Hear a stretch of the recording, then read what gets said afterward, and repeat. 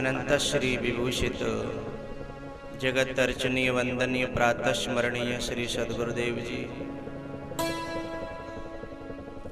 सूक्ष्म जगत में विराजमान समस्त देवगण सिद्धजन योगीजन जगत की अधिष्ठात्री देवी माँ दृश्य अदृश्य रूप में विराजमान परमात्मा स्वरूप समस्त संत भगवान आदरणीय विप्र समाज विद्वत जन दूर दूर से आए हुए मेरे सभी प्यारे रसिक श्रोता जन लाडली बेटियां पूज्य माताएं और भी ज्ञात अज्ञात मेरा समस्त प्रिय श्रोता समाज आप सबको भगवत भाव से बार बार प्रणाम।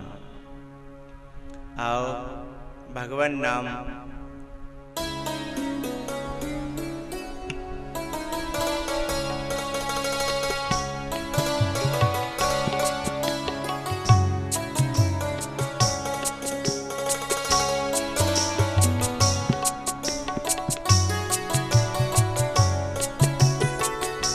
श्री राम जय राम जय जय राम।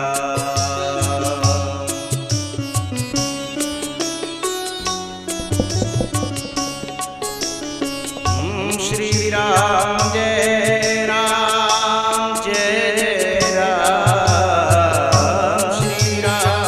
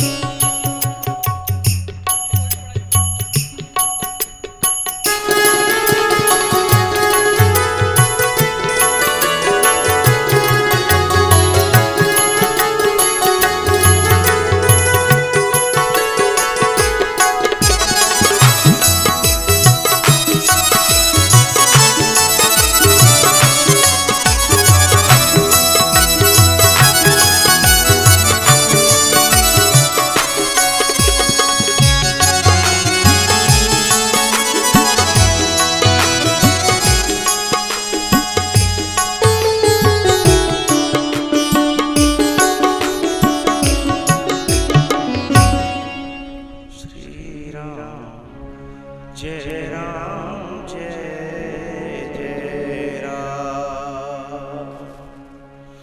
श्री राम जय राम जय जय राम। श्री राम जय राम जय जय राम।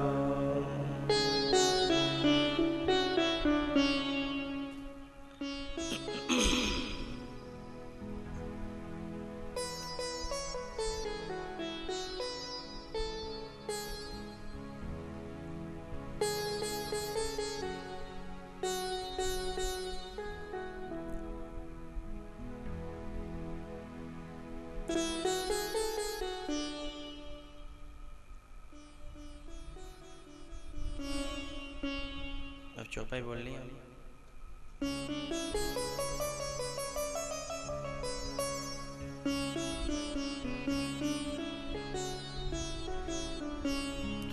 शुरू कर दिया करें। तुम्हारी कृपा भयो सबका,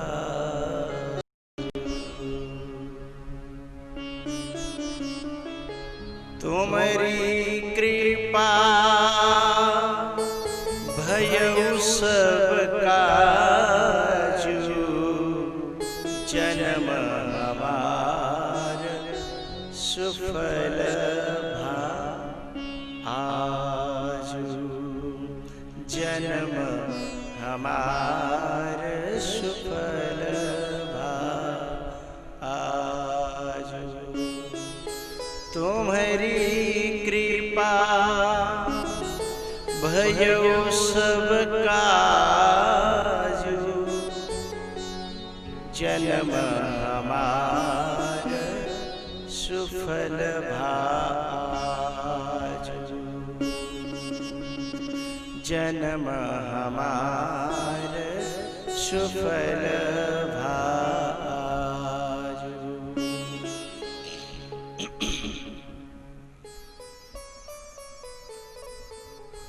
तीन तरह की जो यात्रा है, कर्म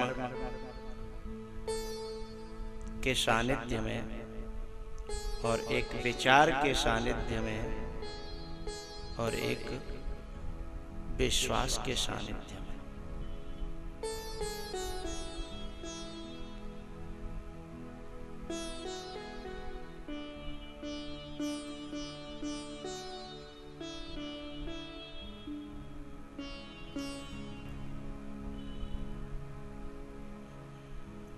ये जो स्वयं प्रभा है ना,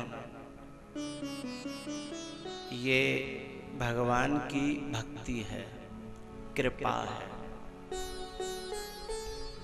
और जान की भी भक्ति है और भगवान की कृपा है।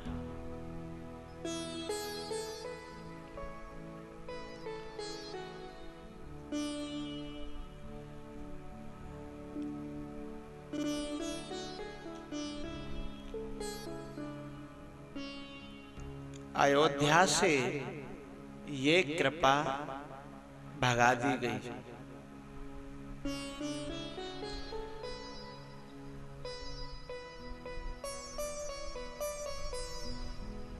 निकाल दी गई अयोध्या से। क्यों? क्योंकि अयोध्या में कैकेयी ये कहती है, हमारी कृपा भयो सब काजू, तात बात में सकल समारी, और भई सहाय मंथरा बिचारी। काज तो मैंने पूरा संभाला है। जहां ये बात आई कि मैंने किया है, मैं कर रहा हूं, मैं यूं कर लूंगा, वहां से कृपा चली जाती है, वहां से शांति चली जाती है, वहां से भक्ति चली जाती है।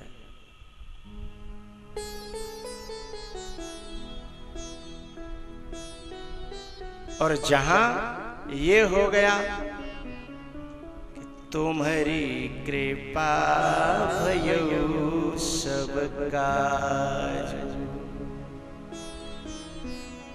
जन्म हमार सुफल भाजू, तुम्हारी कृपा भयो सब काजू। मेरा आपकी कृपा से सब काम हो रहा है। ये बात जहां आ जाएगी तो वहां कृपा अपने आप खिंची चली आएगी। और जहां ये आ गई कि मैं यूं कर लूंगा, मैंने यूं कर दिया। अरे परिवार में ही देख लो तुम, हमारे भैया बंधु मदद करने के लिए तैयार हुए किसी काम में, और हमने कही कि हम तो सब कर लेंगे, अथवा कहीं कोई बात चलने लगी और हमने ये कह दिया कि हमने बड़ी मेहनत से इस काम को किया है और हम दिनों रात कर रहे हैं, और अपने जो संबंधी हैं वे कर करके मर गए, उनका नाम न लिया तो फिर वे छोड़ छोड़ के चले जाएंगे। भैया तू ही मेहनत कर रहा है, तू अपने बल पे कर रहा हो तो फिर कर ले, अपने आप कर ले। राम जी जब युद्ध जीत करके आए तब राम जी ने परिचय कराया गुरुदेव के लिए बंदर भालुओं का, मित्रों का। गुरुदेव ये मेरे सखा हैं, भय समर सागर कह बेरे,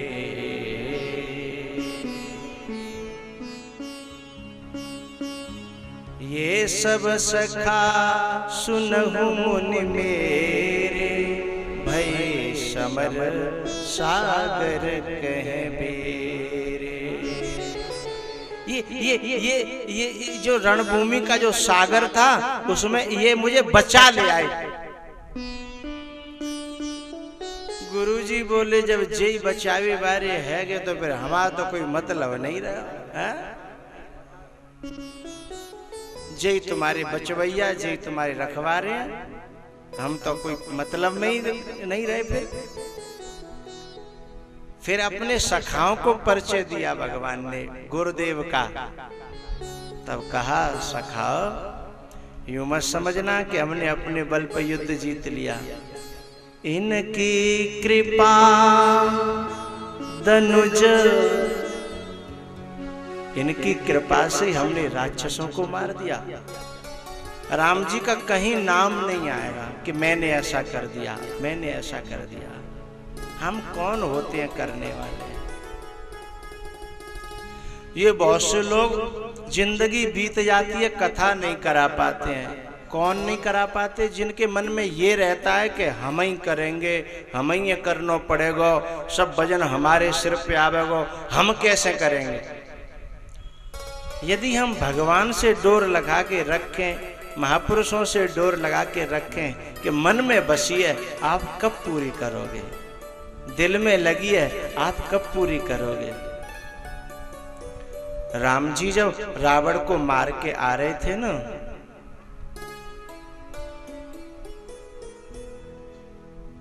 तो कहा, जब विमान से बता रहे थे जानकी जी को कि यहाँ लक्ष्मण ने मेघनाथ को मारा, यहाँ ऐसा वो मरा, कुमुख यहाँ अकंपन मरा, यहाँ ऐसा हुआ।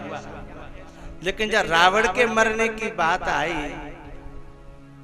तो भगवान ने कहा यहाँ रावण मारा गया। और जगह तो बताया कि वो हनुमान ने मारा, वो लक्ष्मण ने मारा। अब जानकी सोच रही थी कि रावण का नंबर आएगा तो कहेंगे।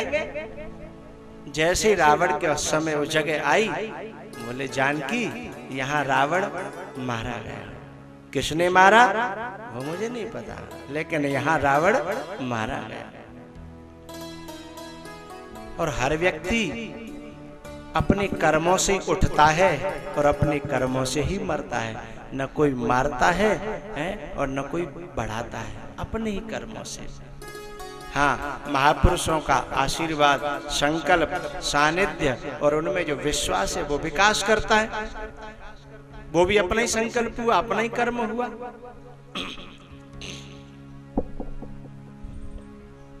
रावण मारा गया तो जहां हम लोगों के मन में ये बात आई कि हम कर रहे हैं, हम ऐसा करेंगे, तो गांव की भाषा में कहूं तो गांव में कहते हैं गई भैंस पानी में, गई भैंस पानी में। और जहां ये बात आई, मन में लगन लगी रही कि कब करोगे, दिल की इच्छा है, कब करोगे, दिल की इच्छा है। फिर वो अपने आप करा लेगा। हमें कुछ करना, हमें निमित्त बनाएगा, हमें माध्यम बनाएगा, हमें खड़े करेगा।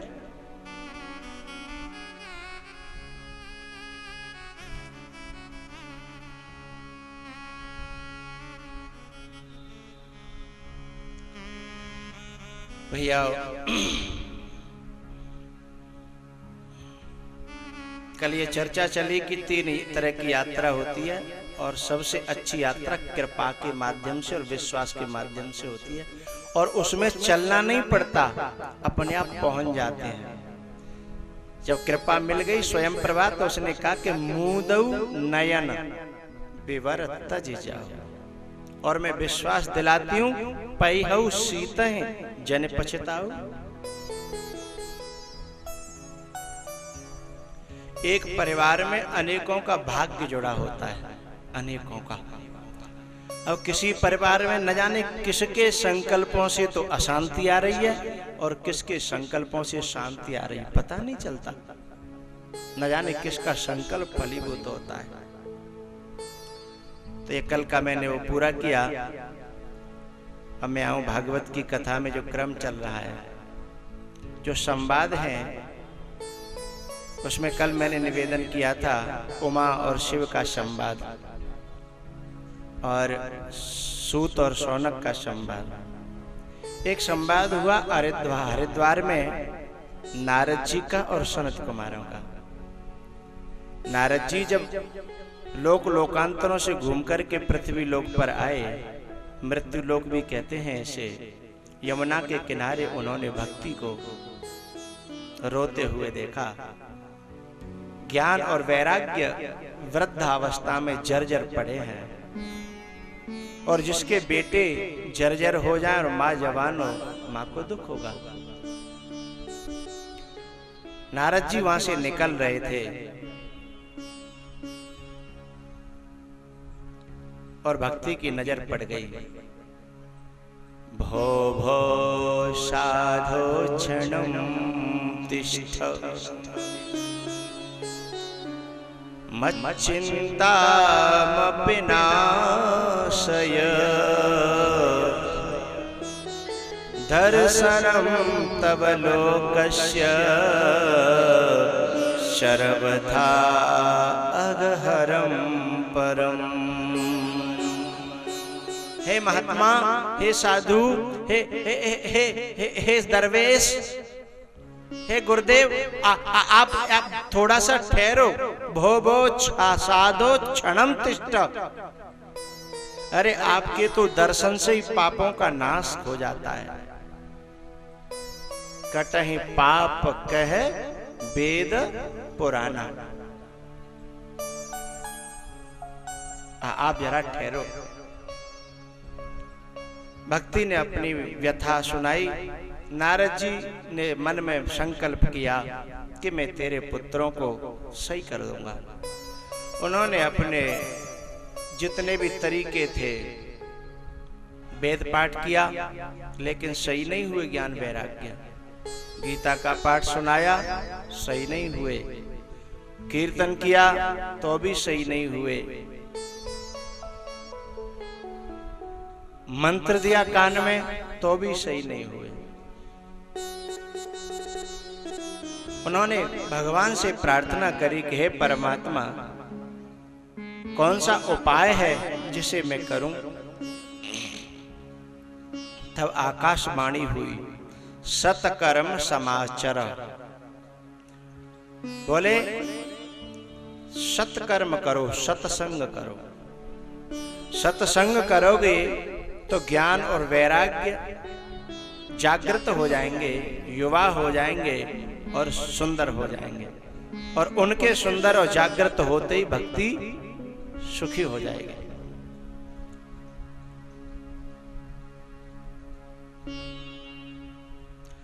अब नारद जी बोले कि मैंने वेद पाठ कर दिया, गीता का पाठ सुना दिया है, और मैंने कई काम कीर्तन कर दिया, मंत्र पढ़ दिए, लेकिन ऐसा कौन सा सत्कर्म बाकी रहेगा जिसकी आकाशवाणी कह रही है। तो नारद जी सत्कर्म के बारे में जानने के लिए चल पड़े। और नारद जी ने सत्कर्म की परिभाषा जानने के लिए पलायन किया। लोगों को जगह जगह आश्रमों में और तीर्थों में और धर्मशालाओं में और गुरुओं के पास जंगलों में नारद जी जाने लगे। अब जहां पता लगे कि नारद जी जैसा ऋषि और कुछ पूछने के लिए आ रहा है, आश्रम में पता लगा, चेलाओं ने आके बताया कि नारद जी आ रहे हैं इसी दिशा में। बोले क्यों? बोले उनके मन में कोई प्रश्न है, जो दुनिया के प्रश्नों का निवारण करता हो, उसके मन में प्रश्न उपजे तो कौन उसे समाधान करेगा? तो बस संत ने एक ने तो अपनी जीभ में काट बांध लिया और शिष्य से कह देना कि हमारे गुरु तो काष्ठ जिभ्या स्वामी हो गए हैं, इन्होंने व्रत लिया है, काट देंगे, बोलेंगे ही नहीं। नारद जी दूसरे रास्ते से पूछ करके चले गए। एक तो गुफा में चले गए, बोले समाधि में चले गए गुरुदेव। बोले कितने समय के लिए इंतजार करें हम? नारद जी ने कहा कि हम इंतजार कर लेंगे भाई, प्रश्न हमारा जटिल है। तो चेला ने कही अनलिमिटेड यानी अनिश्चित काल के लिए कोई भरोसा न करें, हो सकता है वहीं से कोई सुरंग ऊपर चली जाए, पता नहीं है, भरोसा नहीं है।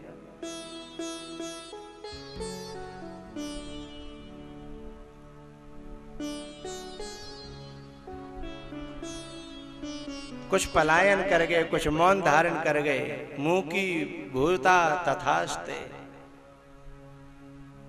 आखिर कोई समाधान जब न मिला तो वो उत्तराखंड में जब बद्रीनाथ की तरफ पर्वतों में घूमने लगे सिद्धों को ढूंढने के लिए, इसका समाधान पाने के लिए, तो वहां पर 4 बालक घूम रहे थे, नंगे दड़ंगे, छोटे छोटे बच्चे 5-5 साल के।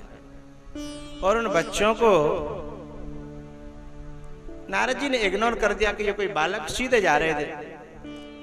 और उन बच्चों ने कहा, ए बाबा जरा रुको तो सही।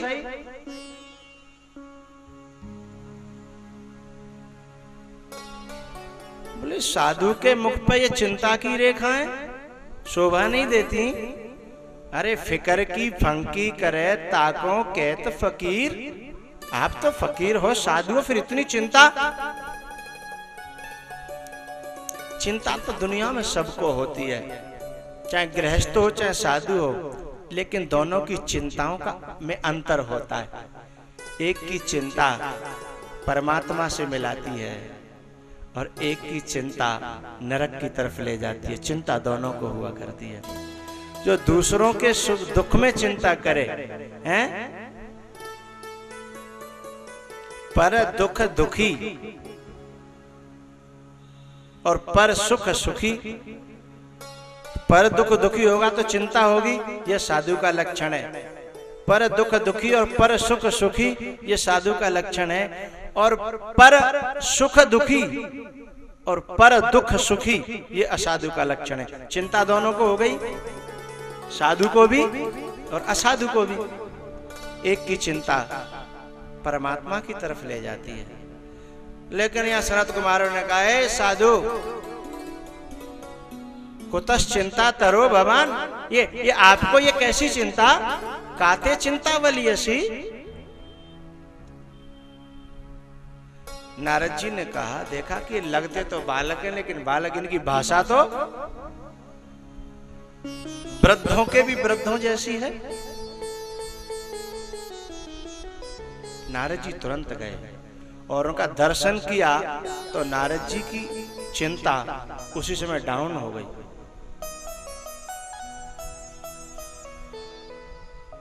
क्यों? अहिंसा प्रतिष्ठायाम तत्सन्निधौ वैर त्याग।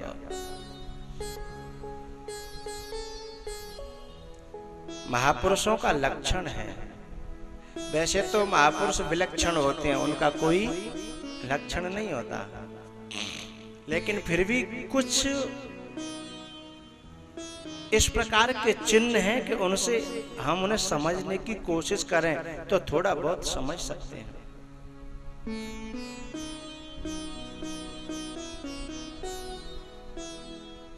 हमारे मन में प्रश्नों की ऊहापोह हो रही हो और जिस महापुरुष के पास जाकर के बैठे और अपने आप प्रश्न गायब हो जाएं, ढूंढने से न मिले, समझना कि कोई महापुरुष है, कोई साधु है, कोई महात्मा है। वहां जाके ये कहना पड़े कि महाराज पहले थोड़ी देर पहले तो बहुत सारी बातें थी, पर पता नहीं कहां गई। फिर साधु कहेगा कोई बात नहीं है, अब की बार आओ तो लिख लेना, लिख के ले आना, भूल ना ले।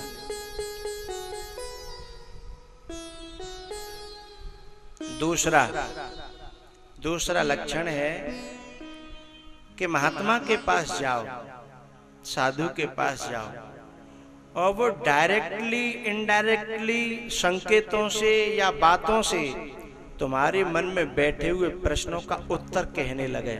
समझना अस्तित्व से कोई जुड़ी हुई आत्मा है, कोई महापुरुष है।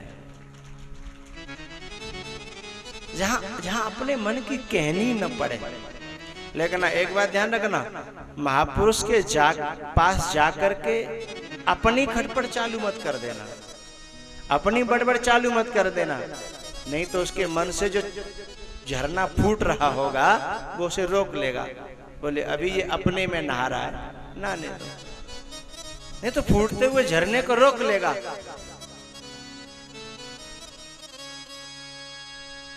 अपनी खटपट को बंद करके और बस वहां बैठना, फिर वो निकल करके आएगा जो तुम्हारे भीतर से मांग होगी, जो अंदर जिज्ञासा होगी। और अंदर जिज्ञासा होगी वो निकल दो कारण बताए। एक तो जाओगे तो पहली बात तो समाप्त हो जाएगा, और यदि समाप्त न हुआ तो फिर उसका समाधान निकलने लगेगा, बिना पूछे, बिना कहे, बिना सुनाए।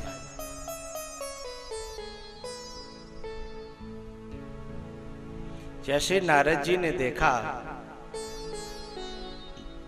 तो उनमें जो प्रश्न भीतर था वो प्रश्न ही गायब हो गया।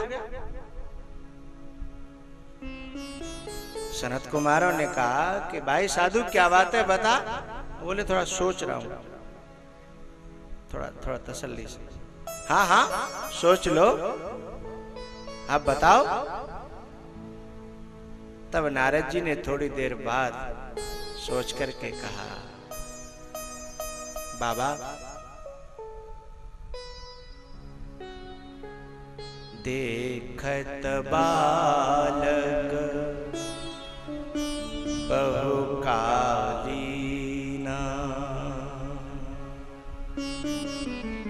देखत बालक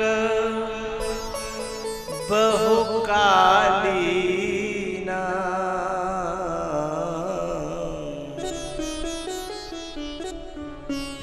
देखने में कैसे हैं? बालक जैसे, लेकिन है बहुत पुराने। ये जो कागभूषण जी है ना, इन्होंने अपनी आयु बताई थी एक बार। बीते कल्प 7 और 20 यहाँ बसत मोहि सुन खग ईसा, बीते कल्प 7 और 20।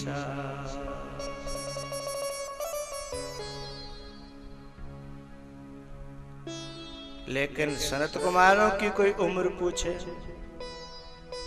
तो बता नहीं सकते, लेकिन लगते कैसे हैं? छोटे से।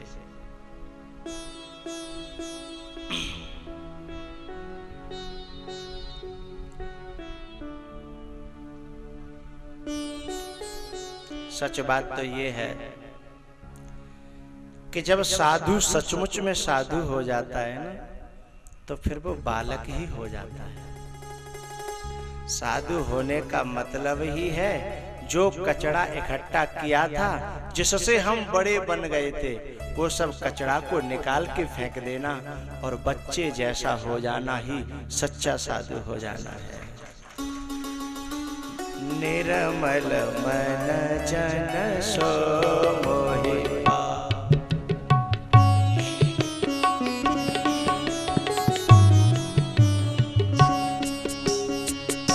निर्मल मन जन सो मोहि पावा, निर्मल मन जन सो मोहि पावा, मोहि कपट छल छिद्र न भावा।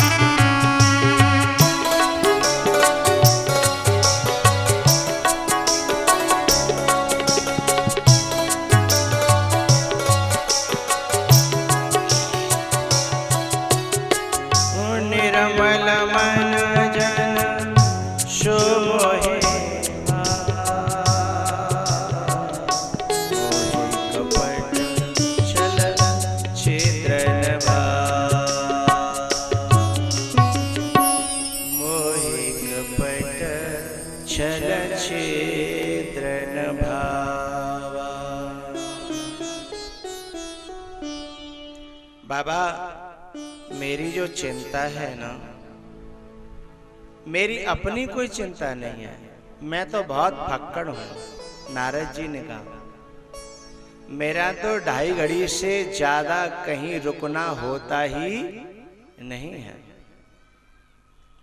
मैं तो इतना फक्कड़ हूं, मुझे अपनी कोई चिंता नहीं है। तो ऐसे ऐसे मैं मृत्यु लोक में गया था और मैंने वहां कुछ दुखियों को देखा और मैं वहां से परेशान हो गया। आकाशवाणी ने कह दिया कि सत्कर्म समाचार।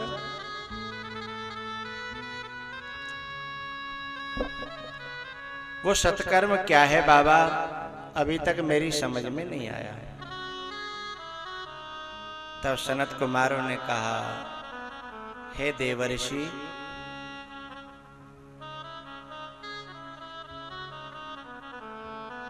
यदि उनको भगवान की कथा सुनाई जाए तो वे जवान हो जाएंगे और उनका दुख दूर हो जाएगा। अरे बाबा आप कथा की बात कर दो, मैंने कथा का बाप सुना दिया।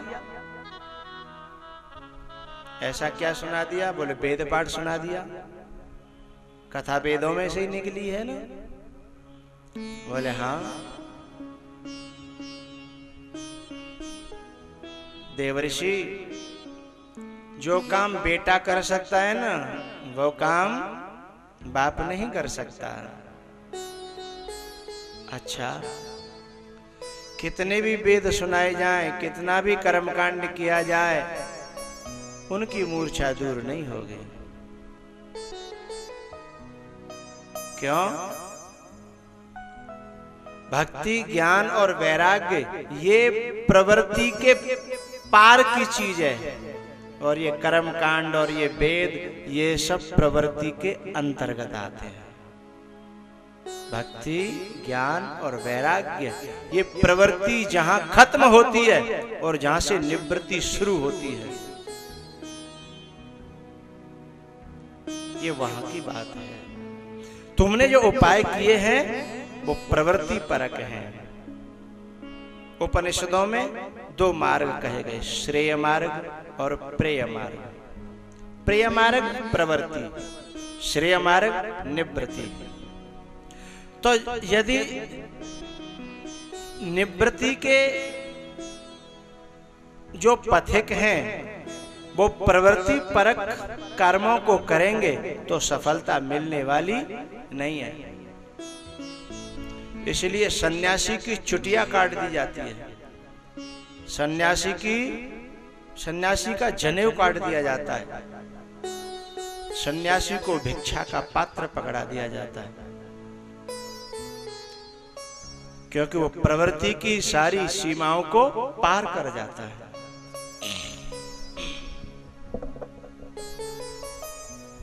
इसलिए देवर्षि वो उपाय यहां नहीं चलेगा। बोले तो बोले कथा ऐसी है जो प्रवृत्ति वालों को भी मार्ग दिखाती है, सफल बनाती है, और निवृत्ति मार्ग वालों को भी सफल बनाती है और मार्ग दिखाती है। क्यों? बोले ऐसा कैसे?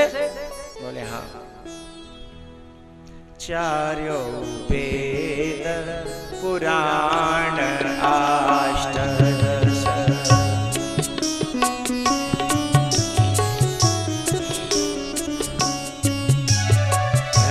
चार्यों वेद पुराण अष्टादश छयो शास्त्र सब ग्रंथन को रस।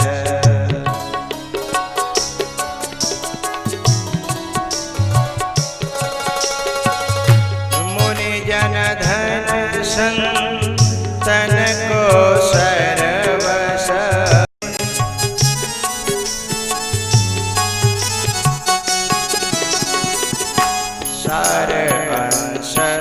सम्मत सबहि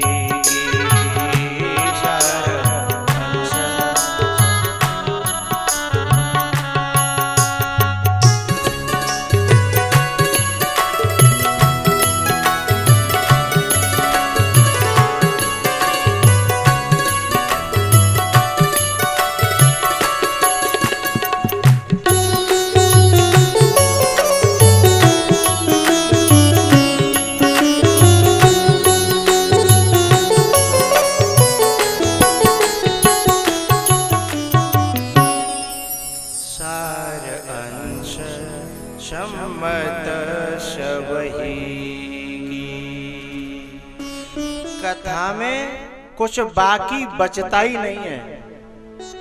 ब्रह्मचारी से लेके सन्यासी तक, ब्राह्मण से लेके चतुर्थ वर्ण तक, नारी से लेकर के जितने भी धर्म कर्म हैं सबका प्रतिपादन करती है और अंतिम में कहती है, जो न छाड़े छल हरिजन होई।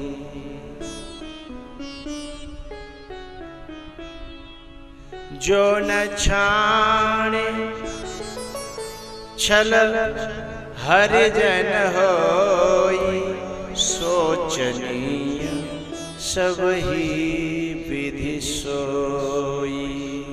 सोचनीय सबही विधि सोई।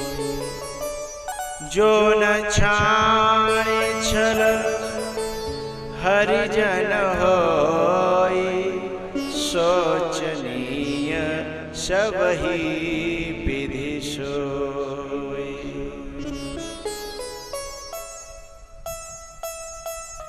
नारद ने कहा, बाबा आप कथा सुना करके उनको सही कर दोगे? बोले हाँ। लेकिन वो तो वृंदावन में और आप बद्रीनाथ में, कैसे बात बने? तो सनत कुमारों ने कहा कि कुछ हम खिसक के देखें, कुछ तुम खिसक के देखो। कुछ नीचे से तुम ऊपर आओ और कुछ ऊपर से हम नीचे आए। वो वक्ता कितना भी विद्वान हो, कितना भी गंभीर हो, जब तक श्रोताओं के स्तर तक उतर के नहीं आएगा तो मामला गड़बड़ हो जाएगा। बहुत सी जगह वक्ता लोग अपनी कहते रहते हैं, दुनिया की समझ में आए या ना आए। उनसे कहो कि महाराज आप तो बहुत गहरे बोले, गंभीर बोले, लेकिन समझ में नहीं आए। और जाकी ठेकेदारी तो हो रही है कि समझ में आवे हैं? हमारा काम तो कहवे को। ये कोई बात हुई? जिनके लिए हम कथा कह रहे हैं उनकी दिल तक कोई बात न पहुंची तो फिर बकने का मतलब क्या हुआ? इसका मतलब हमने ड्यूटी पूरी करी, कोई नौकरी कर रहे थे क्या? हैं? सनत कुमार बहुत ऊंची स्थिति पर हैं, हमेशा तुरिया अवस्था में रहते हैं। 4 अवस्थाएं होती हैं, जागृत, स्वप्न, सुषुप्ति और तुरिया।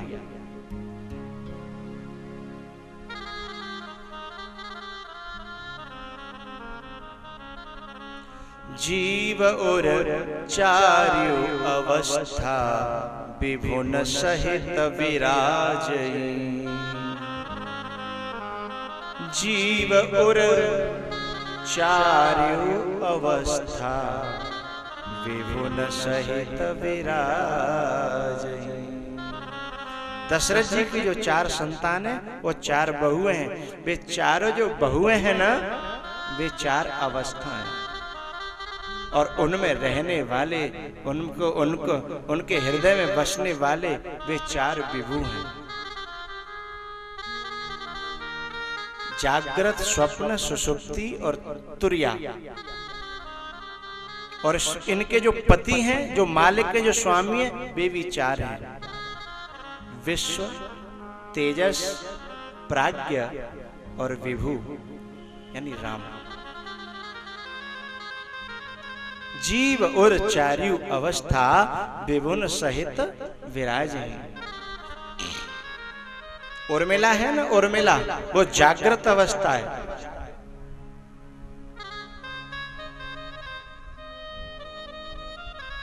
उसका मालिक है लखन, इसलिए तो हमेशा जागृत रहता है, कभी सोता नहीं है। भरत और मांडवी,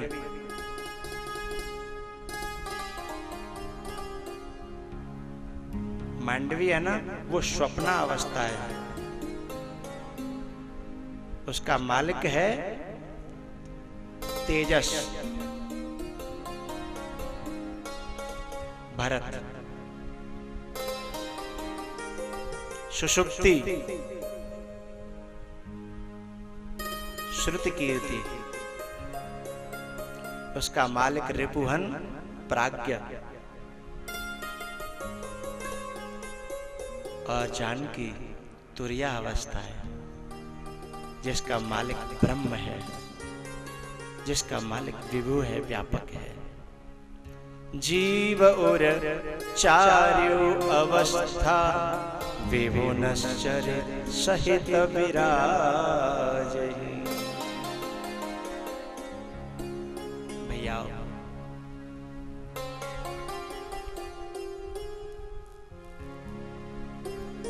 बहुत ऊंची स्थिति पर वक्ता हो, वक्ताओं को श्रोताओं के स्तर तक आना चाहिए, लेकिन ये नहीं कि वक्ता ही आते रहे, श्रोताओं को भी थोड़ा सा कुछ तुम खिसक के देखो, कुछ हम खिसक के देखें, कुछ तुम बदल के देखो, कुछ हम बदल के देखें। नारद जी ने कहा बाबा आप कहां तक आ जाओगे? तो बद्रीनाथ से जो उत्तराखंड के शिखरों में है, उन्होंने कहा कि भाई हम इस मृत्यु लोक में जहां से फिर नीचे शुरू होता है वो ऋषिकेश और हरिद्वार है, हम वहां तक आ सकते हैं। नारद जी ने कहा ठीक है, मैं वहां तक उनको लेके आ जाऊंगा, भक्ति ज्ञान और वैराग्य को। फिर गंगा के किनारे और सनत कुमारों ने फिर कथा सुनाई, जिसमें नारद जी और भी जो तीर्थ के जो ऋषि मुनि हैं वे, और भक्ति और ज्ञान वैराग्य, और कथा सुनते सुनते उनकी मूर्छा हटती जा रही है, भक्ति बड़ी प्रसन्न हो रही है, वैराग्य की आंखें खुलने लगी, ज्ञान की आंखें खुलने लगी, भक्ति मुस्कुराने लगी, कथा बढ़ती चली गई।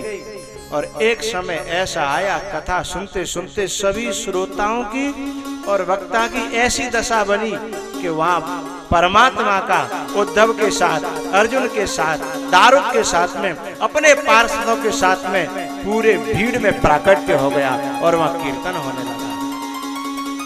सुखदेव जी प्रकट हुए हैं वहां, और ऐसा कीर्तन हुआ कि उद्धव मजीरा बजा रहे हैं और सुखदेव जी आलाप खींच रहे हैं और कीर्तन में सब विभोर हो गए, और वहां ऐसा माहौल बना कि देह की तो सुध बुध नहीं रही साहब। गद गद घेरा नयन बहनीरा, मम गुण गावत पुलक शरीरा, मम गुण गावत पुलक शरीरा, गद गद गिरा नयन बहनीरा। सुखदेव जी जैसे विरक्त संगीत की अलापे खींचने लगे, और उद्धव मजीरा बजाने, अर्जुन गाने लगा, गांडीवधारी अर्जुन आज संगीत में गा रहा है। किसी ने कहा आप लोगों को क्या हो गया है? जब भगवान की भक्ति जागृत होती है ना, तो संगीत उत्पन्न होने लगता है, अपने आप गाने का मन चलने लगता है। कल से कथा शुरू हुई यहाँ, कल तक आप कैसे थे मुझे नहीं पता, लेकिन आज के बाद आप किचन में भी गाओगे, बाथरूम में भी गाओगे, हैं, और छत पे भी गाओगे, और हो सकता है जहाँ नहीं गाना चाहिए वहां भी गाओगे। क्यों? क्योंकि भगवान की भक्ति गाने के लिए मजबूर कर देती है, हैं? अंदर संगीत जगने लगता है। और सुखदेव जैसा विरक्त गा रहा है, हैं? जो कपड़े भी नहीं पहनता, जन्म लेते ही चल पड़ा।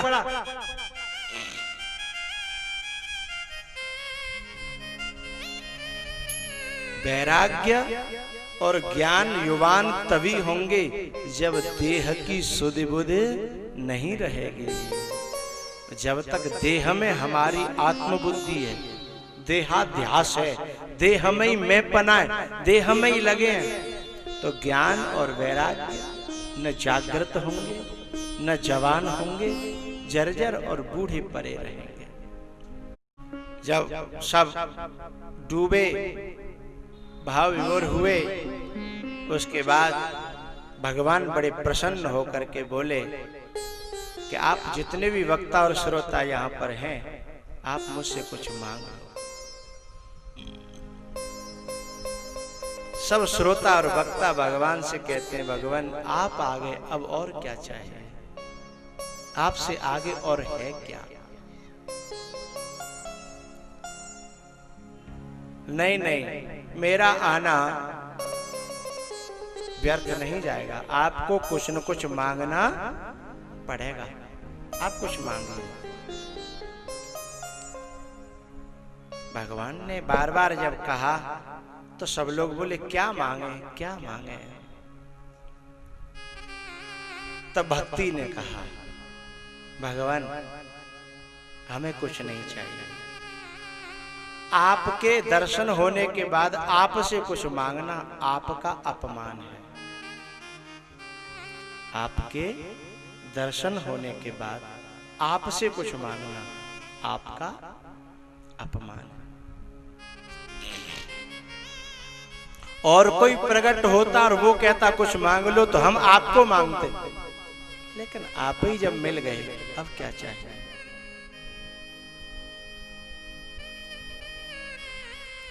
लेकिन भक्ति ने कहा, भगवान आप देना ही चाहते हो तो एक चीज दे दो। क्या? जब कभी इस धरती पर आपकी कथा कहीं भी, आप एक प्रार्थना है मेरी, उस जगह श्रोता और वक्ता के हृदयों में आकर के विराजमान हो जाना, बस यही मांगते हैं।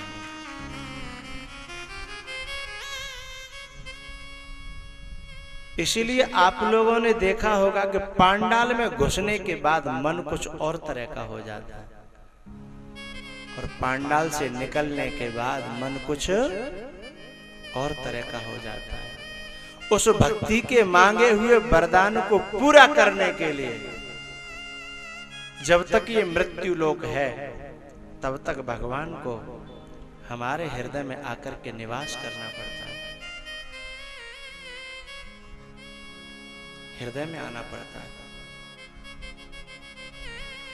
इसलिए ये जो पांडाल रहता है, ये जो कथा की जो पोथी जहां विराजमान हो जाती है, वहां की रौनक देखो, उस जगह की एक अलग माहौल, उन लोगों के हृदयों का एक अलग माहौल। क्यों? कथा के कारण।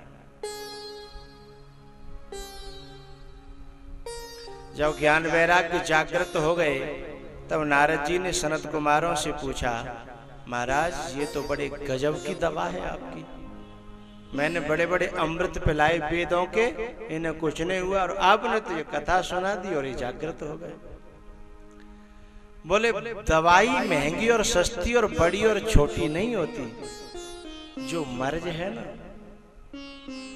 उसकी दवा हो जाए तो मर्ज ठीक हो जाएगा। भैया तब सनत कुमारों ने कहा, हे देवर्षि, ये जो कथा है ना, दुनिया का ऐसा कोई भी काम नहीं है जिसे न कर सकती हो। दुनिया का ऐसा कोई दुष्कर्म नहीं है जिसे न मिटा सकती हो। सदा दुराचार रता विमार्गगा, जो बुरे से बुरे कर्म में संलग्न रहे हों और कथा का आश्रय ले लें तो वो सबको मिटा देती है। क्रोधाग्नि दग्धा कुटिलाश्च कामिनो, जो क्रोध अग्नि में जो जल गए हैं, जो कपट में सने पड़े हैं, सबको धो देती है, सबको पवित्र कर देती है। बोले ऐसा कोई हो गया क्या? बोले हजारों। बोले एक आध बताओ। तब उन्होंने धुंधकारी की कथा सुनाई कि आत्मदेव का जो बेटा था, एक गोकर्ण दूसरा धुंधकारी, तो धुंधकारी जो प्रेत योनि में चला गया था उसका किसी तरीके से कोई उद्धार नहीं होने वाला था। लेकिन जब गोकर्ण जी ने आकर के और जब कथा सुनाई, जबकि स्वयं धुंधकारी कहता है गया श्राद्ध सते नापी मुक्तिर में न भविष्यति, यानी मेरे सैकड़ों पिंडदान करे जाएं गया में, लेकिन मेरी मुक्ति होने वाली नहीं है। तो गोकर्ण जी ने कहा फिर कैसे मुक्ति होगी? तो गोकर्ण जी ने सूर्य भगवान से प्रार्थना करी कि महाराज आप ही बताओ। तो सूर्यदेव ने बताया कि हे गोकर्ण, इस प्रेत की मुक्ति चाहते हो तुम तो इसे श्रीमद् भागवत की कथा सुना दो, इसकी मुक्ति हो जाएगी।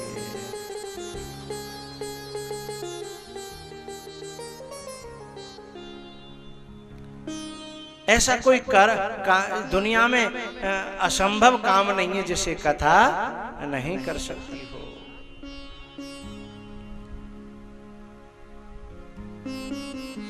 भैया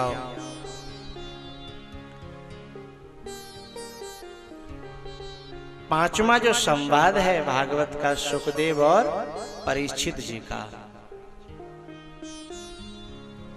परीक्षित जी महाराज के बारे में आपने श्रवण कर रखा है कि ये एक बार शिकार खेलने गए जंगल में और वहां कलयुग से मुलाकात हो गई। कलयुग चरणों में गिर पड़ा और उसने 4 जगह मांग ली। द्यूतम पानम स्त्रियम सूना यत्रा धर्मस चतुर्विध। जहां ताश खेले जाते हों वहां कलयुग निवास करता है। जहां मदिरा पान होता हो वहां कलयुग निवास करता है। जहां अमर्यादित नारियां रहती हों वहां कलयुग निवास करता है। और जहां मन वचन और कर्म से किसी भी प्रकार की हिंसा होती हो वहां कलयुग निवास करता है।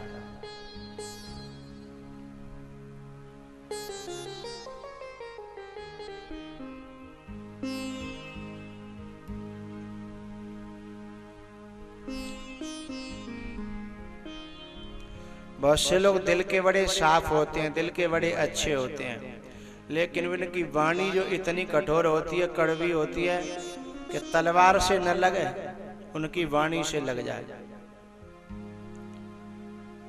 वे लोग भी हिंसा करते हैं और इस हिंसा के कारण अच्छे आदमी होते हुए भी उन्हें जीवन में दुख भोगना पड़ता है।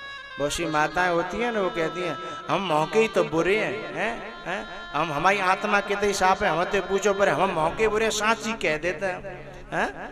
अब हम पे झूठी तो आत्मा, हम साची कहनी पे तो साची लगती है बुरी है। यदि वाणी में कठोरता बैठी है, वाणी में हिंसा बैठी है, तो आदमी कभी भी सुखी रह नहीं सकता। भाई जलेबी है, जलेबी है तो जलेबी, लेकिन कढ़ैया में तो सीधी सीधी कौआ ला के खवाए दे तो थू थू करेगा। भाई थोड़ी चाशनी में तो डालो, बिना चाशनी में डाले अरे बोले हम तो खरी खरी सेक के दे रहे हैं साहब, बिल्कुल गर्मा गर्म है तो अभी तुम्हें अच्छी नहीं लग रही तो हम क्या करें? ऐसी खरी खरी मत दे कौआ भाई, थोड़ी सी चाशनी मिलाओ आप हैं।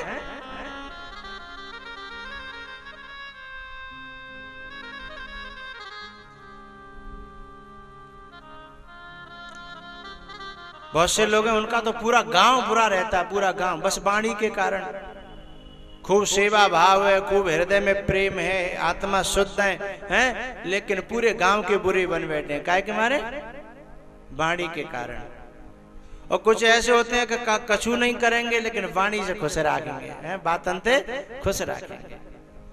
और जिसके जीवन में वाणी भी अच्छी हो और दिल में भी सेवा भाव हो, वो तो साहब पूरी दुनिया में पूजा जाएगा। वो जहां जाएगा उसका स्वागत होगा, सम्मान होगा। बोली एक अमूल है जो कोई बोले जान, ये तराजू तौल के तब मुख बाहर आन। बहुत से परिवार ऐसे हैं जहां हम जाएंगे तो हमें खूब खिलाएंगे पिलाएंगे, मीठे मीठा खिलाएंगे, खूब बढ़िया खिलाएंगे, लेकिन बात ऐसी करेंगे कि लडुआ बड़ुआ सब निकल के धरे रह जाए, हैं जलेबी निकल के धरी रह जाए। खवाई खूब सेवा करो और बात ऐसी करेंगे सब निकलवा लो, हैं और बहुत सी जगह ऐसी होंगी कछु खावे को मिले या न मिले हैं। हम पहुंचे और घर में भाव ही भाव, भाव ही भाव, और न रोटी की पूछी न पानी की पूछी, वैसे ही घुसकत दे भाव ही भाव। लेकिन अंदर से खुश हो गए, सचमुच में पता ही नहीं चला ना हमें खावे की भूख लगी न बिना खवावे को ध्यान है, दोनों ही। लेकिन आनंद इतना आया कि कितने क्षण कितनी जल्दी गुजर गए पता ही नहीं लगा। हाँ,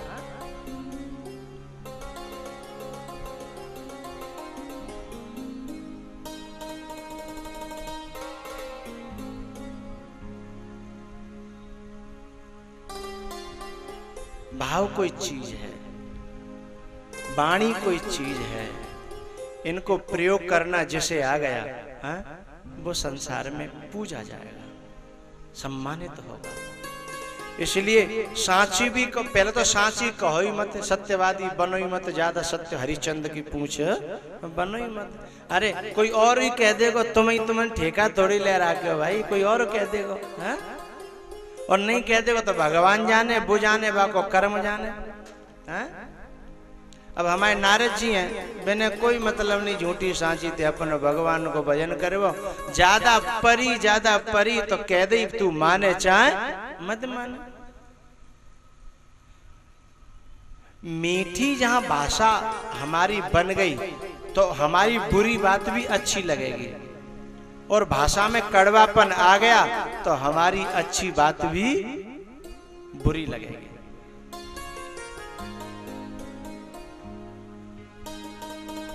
भैया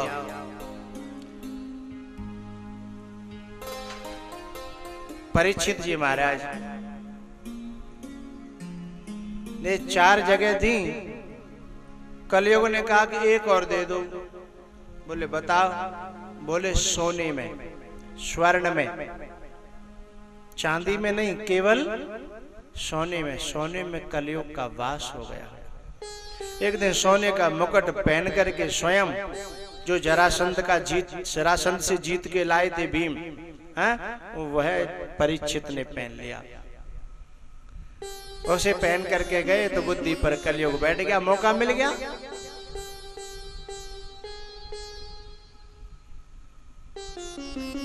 जंगल में गए थे, एक ऋषि के आश्रम में पहुंचे और जाकर के देखा तो ऋषि अपनी समाधि में थे, और ऋषि को देख करके मन में क्रोध उत्पन्न हो गया, क्योंकि बुद्धि पे कलयुग बैठा है। अपने से बड़ों पर भी क्रोध आने लगे, अपने से बड़ों पर भी गुस्सा आने लगे, अपने से बड़ों के प्रति भी मन में नफरत पैदा होने लगे। समझना अब हमारी बुद्धि पे सतयुग नहीं है, त्रेता नहीं है, द्वापर भी नहीं है, अब हमारी बुद्धि पे कलयुग बैठ गया है।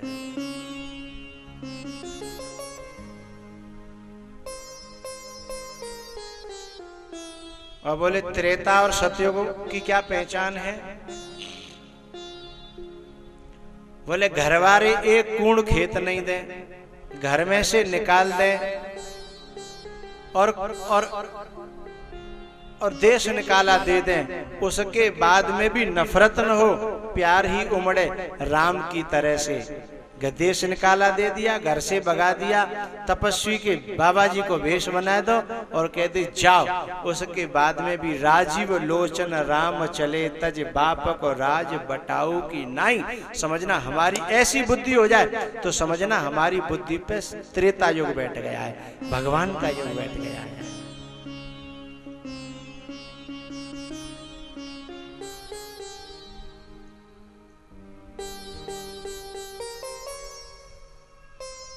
तो परीक्षित की बुद्धि पे तो कलयुग बैठ गया।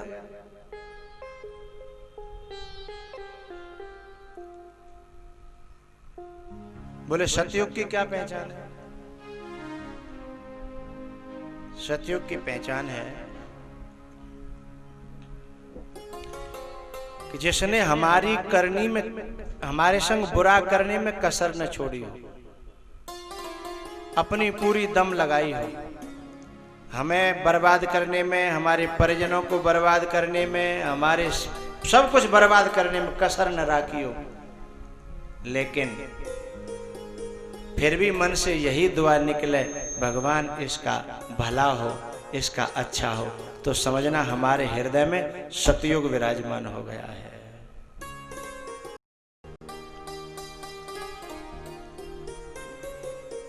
सतयुग में भी कुछ लोगों के दिमाग पर कलयुग रहता था, जैसे हिरण्यकश्यपु, उसके ऊपर कलयुग रहता था, और उसी की औलाद प्रहलाद के हृदय में सतयुग रहता था। तो हमारे हृदय में अलग युग रहता है, और जो युग चल रहा है वो युग अलग है। हमारे जीवन में उसी प्रकार का माहौल बनेगा जो युग हमारे दिल में चल रहा है।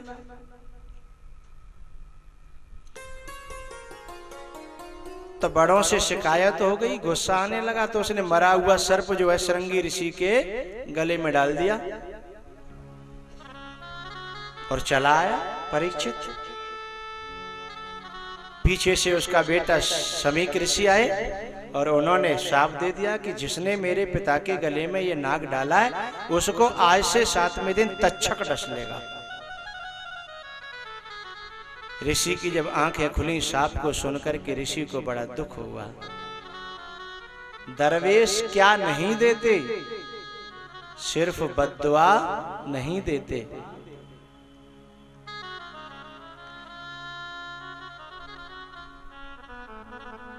दरवेश क्या नहीं देते, सिर्फ बद्दुआ नहीं देते।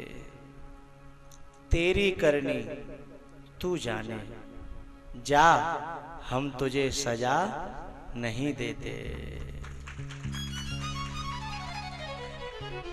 तेरी करनी तू जाने, जा हम तुझे सजा नहीं देते। तो बोले सजा नहीं देते तो कम से कम सलाह तो दे दो। सजा तो नहीं दे रहे पर सलाह तो दे दो। बोले वो भी नहीं देंगे। क्यों? डर है संबंधों के टूट जाने का। डर है संबंधों के टूट जाने का, इसलिए हम तुम्हें मशवरा भी नहीं देते। मशवरा माने सलाह।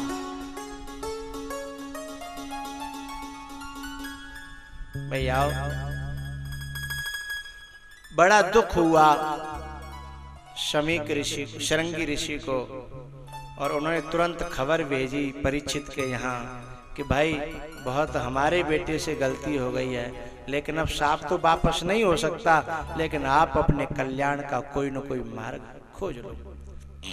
जैसे परीक्षित को पता चला, तुरंत उन्होंने निर्णय किया कि अब इस दुनिया को छोड़ना है, 7 दिन बाद में छोड़ना है। इससे बढ़िया है कि 7 दिन पहले ही छोड़ दो। और परीक्षित जी निकल पड़े दिल्ली को छोड़ करके। उस समय परीक्षित जी का निवास दिल्ली में था। दिल्ली का उस समय नाम दिल्ली नहीं था, इंद्रप्रस्थ था। और वहां से जब वो गए, गंगा जी के किनारे जाकर के बैठ गए, बरगद के पेड़ के नीचे।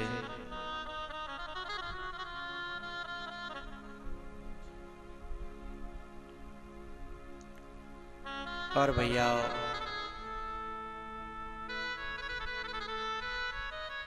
वहां स्वयं चल करके बड़े बड़े मुनि, बड़े बड़े सिद्ध, बड़े बड़े महात्मा आए। एक बात आपको मैं कहना चाहता हूं।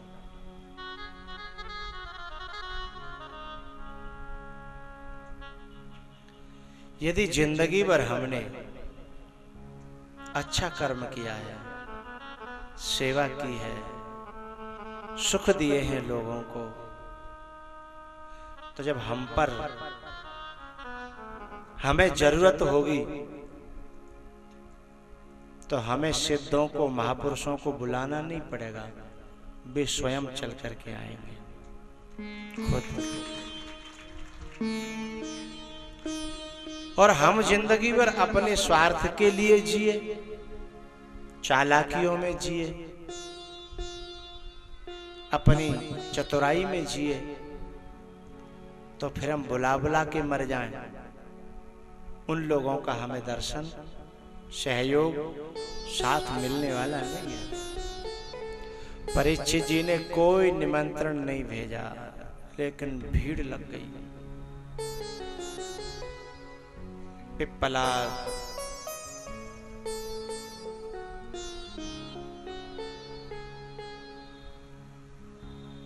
जैमिनी, बहुत बड़े बड़े ऋषि, व्यास जी, पाराशर जी,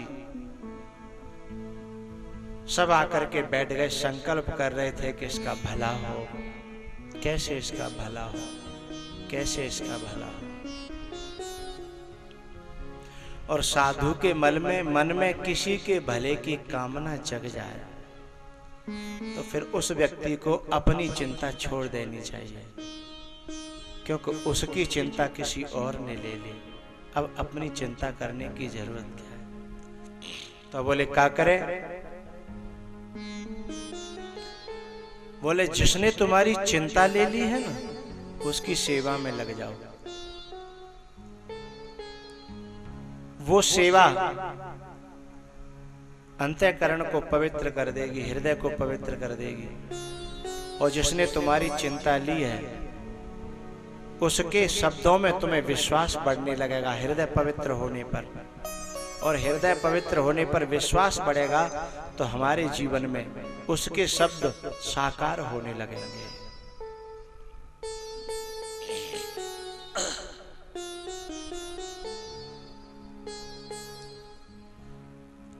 अनेकों ऋषि मुनि संत महात्मा आए। अंतिम में देखा कि एक अवधूत आ रहा है और वो थे सुखदेव जी महाराज। जैसे ही सभा में पहुंचे, सब ऋषि मुनि संत महात्मा आकर के खड़े हो गए। एक नई उम्र का बालक, लेकिन खड़े हो गए उसके बाप, उसके बाबा और उस बड़े बड़े महात्मा। क्यों? उम्र के लिए नहीं, वैराग्य के लिए, ज्ञान के लिए, उसकी साधुता के कारण सब खड़े हो गए। उसके तेज के कारण, तप के कारण।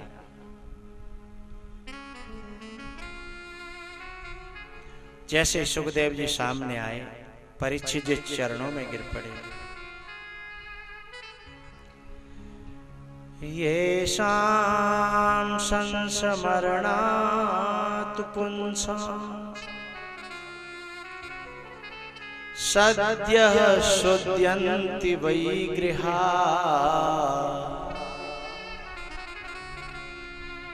किं पुनर्दर्शन स्पर्श पाद शौचासनादिभिः।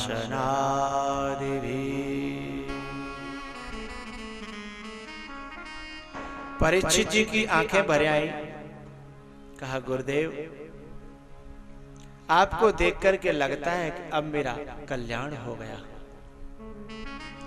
कल्याण हो जाएगा नहीं, कल्याण हो गया। भगवान आओ, विराजमान होइए। एक चबूतरे पर बिठा दिया सुखदेव जी को और कहा, आज मेरा सौभाग्य है, आज मेरा परम सौभाग्य है, जिन महात्माओं के स्मरण करने मात्र से प्राणियों के हृदय पवित्र हो जाते हैं, स्मरण करने मात्र से, और उनका दर्शन मुझे हो रहा है। जिनके दर्शन, स्मरण से हृदय पवित्र हो जाता है और उनका दर्शन भी हो जाए तो उसकी किस्मत की कौन सराहना कर सकता है। और जिनके स्मरण से हृदय पवित्र होता है, उनका स्मरण भी हो, दर्शन भी हो, और कहीं उनको छूने को मिल जाए तो उनका स्पर्श हो जाए,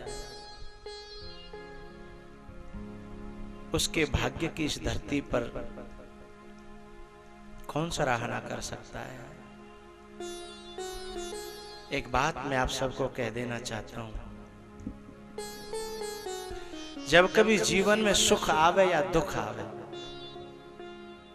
सुख में भी और दुख में भी तुम्हें किसी महात्मा की यदि याद आती हो और तुम्हारी आंखें डबडबाने लगे, तो समझना भगवान की बहुत बड़ी कृपा है।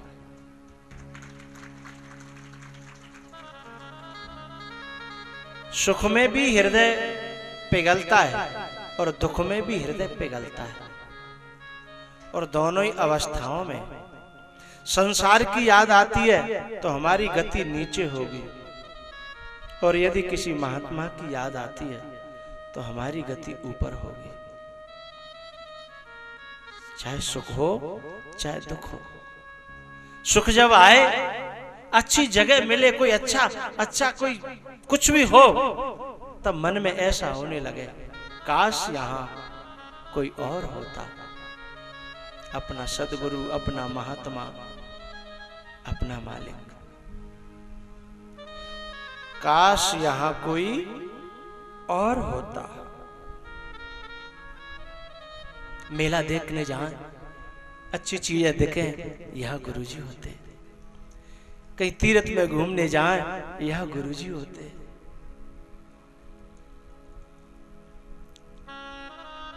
और आंखें डबडबा जाएं तो समझना भक्ति हृदय में उत्पन्न हो गई है, और संसार याद आए तो समझना ममता हृदय में उत्पन्न हो गई है।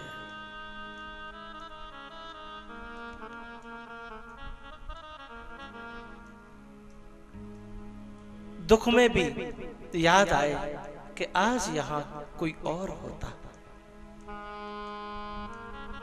और सुख में भी याद आए कि आज यहां कोई और होता।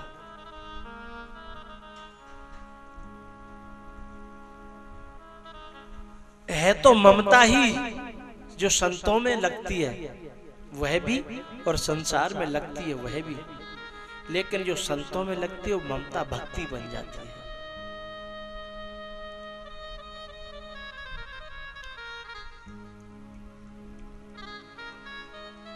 जिनका स्मरण करके मन में कुछ अलग सी उथल पुथल सी होने लगे, ऐसे महापुरुष जीवन में मिले तो समझना भगवान ने हमें अपना लिया है। भगवान हमें अपना लेगा तभी साधु की संगति देता है भगवान। साधु की संगति भगवान की कृपा से मिलती है, और भगवान का दर्शन साधु की कृपा से मिलता है। इन दोनों का अन्योन्याश्रय है।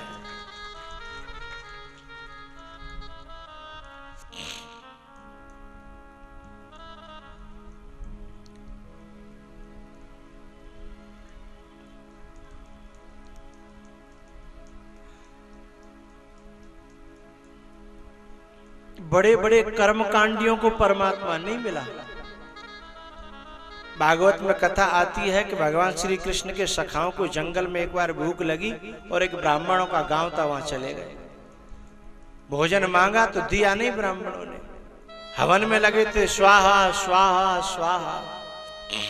उन्होंने कहा कि भगवान मंगा रहे, हम नहीं भैया, भगवान ने कहा है। उन्होंने फटकार दिया, मिला नहीं। बड़े बड़े कर्मकांडियों को कर्मकांड करते करते परमात्मा नहीं मिला, लेकिन जिनको महात्मा मिल गए उनके जीवन में देखो तो कुछ नहीं था। क्या था गीध के पास में, बताओ? गीत अधम अति आमिष भोगी। क्या था सबरी के पास में, केवट के पास में, निषाद के पास में, कौल भीलों के पास में? क्या था? कुछ भी नहीं। अरे हम सब अपने जीवनों को उठा के देखें, हमारे पास क्या है? क्या है हमारे पास? हम पूजा जानते नहीं, धर्म जानते नहीं, कर्म जानते नहीं, हैं? कुछ भी तो नहीं आता। फिर भी हम लोगों को संत मिल रहे हैं, और संतों में हमारा लगाव है, महापुरुषों में हमारा लगाव है। और हमें मालूम पड़ता है कि कितने लोगों से हमारा जीवन लाख गुना अच्छा है।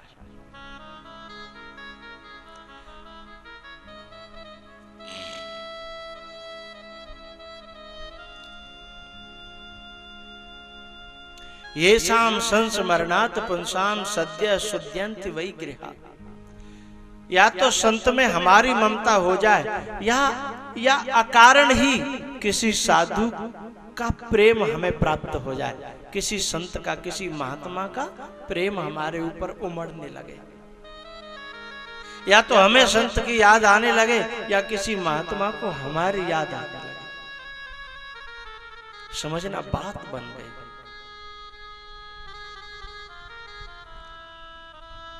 या तो हमें आ जाए या हमारी ओर।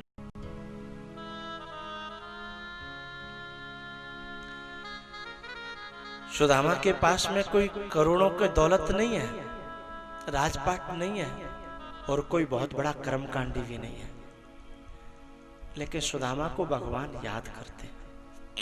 विदुर जी के पास में कोई ऊंचा कुल नहीं है, कोई अरबों की संपत्ति नहीं है, कोई बहुत बड़ा बल नहीं है, लेकिन भगवान विदुर को याद करते हैं। और कभी मन होता है कि मैं विदुर के यहाँ जाकर के दोबारा छिलके ही खा के आ जाऊं।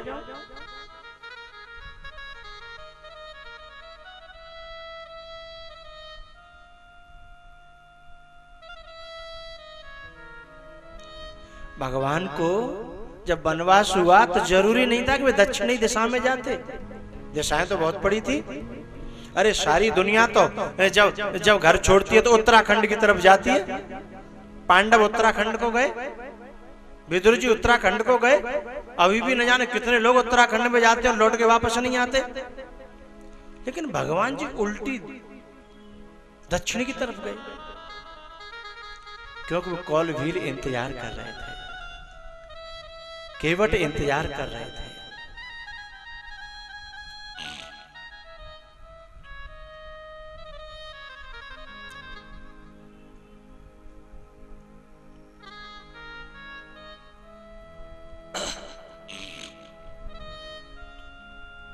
ये शाम संस्मरणात् पुंसाम सद्य शुद्ध्यन्ति वै गृहा किम पुनर्दर्शन स्पर्श पाद शौचासनादि। किसी महापुरुष के स्मरण से हृदय में पिघलाव आने लगे, फिर उसका दर्शन हो जाए तो उस दिन को बहुत बड़ा दिन समझना, और फिर कहीं उसका स्पर्श मिल जाए, वो हमारे सिर पे हाथ फेरने लगे अपनी करुणा से, अपनी दया से, वो हमारे मस्तक को सहलाए, वो हमारे कंधे पे हाथ रख दे, वो हमारी पीठ सहलाने लगे अपने करुणा भरे हाथों से। समझना कितना बड़ा दिन है हमारा।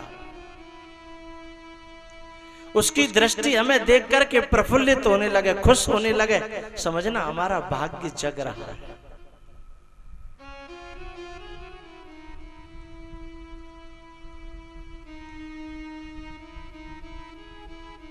और कई साधु स्वयं ये कहने लगे कि मुझे तुम्हारे घर आना है और मुझे घर पे आकर के कुछ खाना है, कुछ प्रसाद पाना है। तो समझना भगवान स्वयं उसके मुख से बोल रहे हैं, परमात्मा स्वयं उसके मुख से बोल रहा है। साधु को भिक्षा की कोई कमी है क्या? साधुओं को रोटियों की इस धरती पर कोई कमी है क्या? फिर भी वो ये कहता है कि मैं तुम्हारे घर आऊंगा और मैं रोटी खाऊंगा। तो समझना मन में कहीं न कहीं करुणा, मन में भाव, मन में वात्सल्य आया होगा।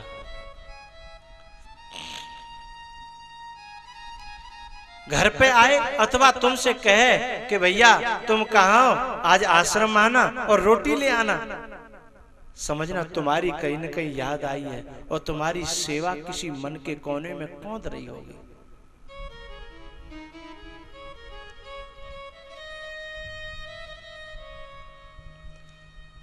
मिल गई साधु संतों की सेवा मुझे, मिल गई साधु संतों की सेवा मुझे। अब जमाने की दौलत नहीं चाहिए, अब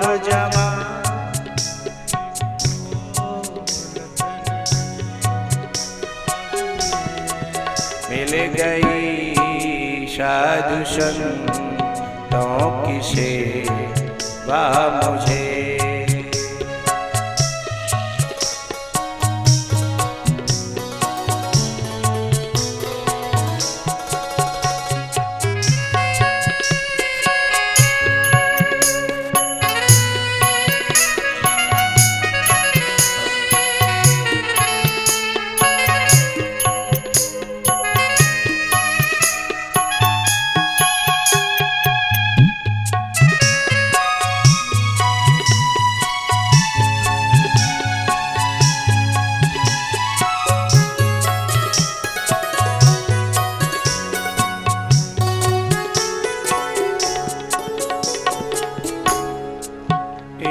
इनकी सेवा में मेरा लगा मन रहे, इनकी सेवा में मेरा लगा मन रहे। दूसरी कोई संगत नहीं चाहिए, मिल गई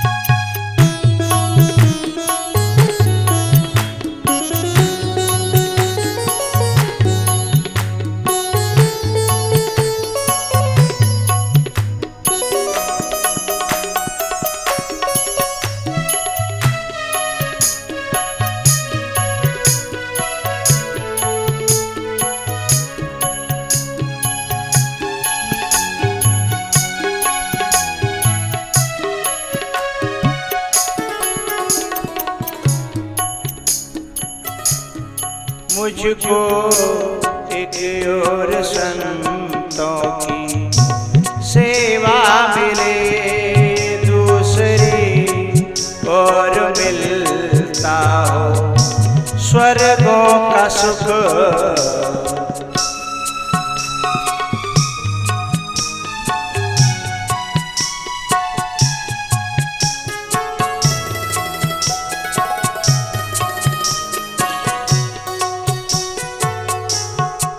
संत बचनों पे इतना भरोसा मुझे, संत बचनों पे इतना भरोसा, ये संत सेवा में इतना भरोसा मुझे। साफ कह दूंगा जन्नत नहीं चाहिए, मिल गई। वॉल्यूम बढ़ा क्या अपने पीठ पे।